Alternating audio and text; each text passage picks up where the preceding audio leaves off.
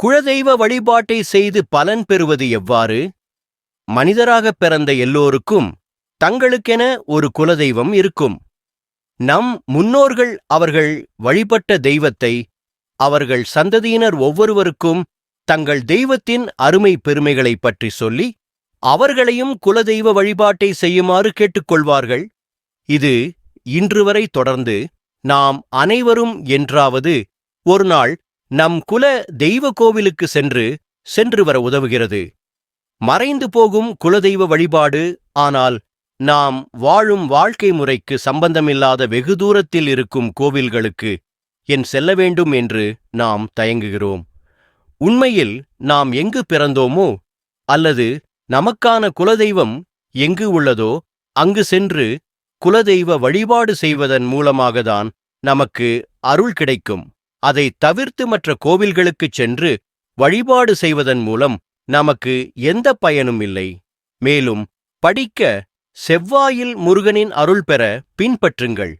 குலதெய்வ வழிபாடு செய்யும் முறை குலதெய்வ வழிபாடு செய்பவர்களை எந்த ஒரு கிரகத்தினாலும் நம்மை அழிக்க முடியாது.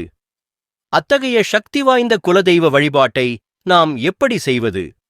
ஒவ்வொரு அமாவாசைக்கும் உங்கள் குலதெய்வக் கோவிலுக்குச் சென்று 2 மண் விளக்கில் விளக்கு எண்ணெய் ஊற்றி தீபத்தை ஏற்ற வேண்டும்.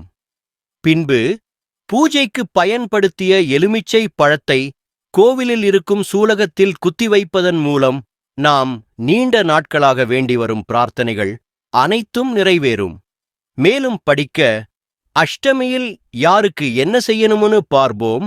குலதெய்வத்தின் சக்திகள் ஒவ்வொரு மாதமும் அல்லது நம்மால் முடிந்தவரை குலதெய்வக் கோவிலுக்கு சென்று வழிபாடு செய்வது மிக முக்கியமான ஒன்று. ஏனென்றால் உங்களுக்கு தேவையான அனைத்து செல்வம் மற்றும் மகிழ்ச்சியையும் குலதெய்வம் மட்டுமே வாரி வழங்கும்.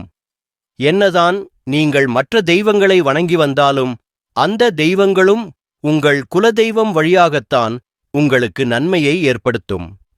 நீங்கள் குலதெய்வம் வழிபாடு செய்யாதவர்களாக இருந்தால் மற்ற தெய்வத்தை வணங்குவது பயனற்ற செயலாகும். இதை பற்றி நன்கு ஆராய்ந்த பல ஆன்மீக முனிவர்கள் கூறியுள்ளார்கள்.